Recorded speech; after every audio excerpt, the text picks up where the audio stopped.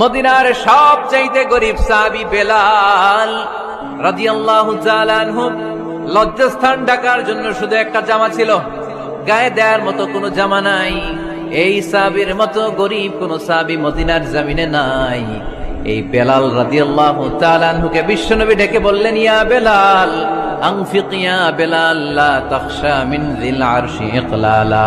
ও বেলাল, আল্লাহর রাস্তায় দান করো, কারণ আমার আল্লাহর ধনভাণ্ডারের কমতি নাই। সাইয়েদনা বেলাল রাদিয়াল্লাহু তাআলা আনহু সবচেয়ে গরিব। শুনতেছেন, বুঝতেছেন? সবচেয়ে গরিব। ডাউন পার্টটা ঢাকার মতো একটা গার্মেন্ট ছিল, একটা কাপড়, এটা পেঁচায় আসতো, নামাজ পড়তো। গায়ে রাখার মতো কোনো জামা নাই, আর খাবার দাবার টাকা পয়সা বলতে নাই। ওই সাহাবীর বিষ্ণু ইসলাম বললেন, আনফিক বেলাল, বেলাল তুমিও দান করো, তুমিও দাও, দানের হাতকে প্রশস্ত করে দাও।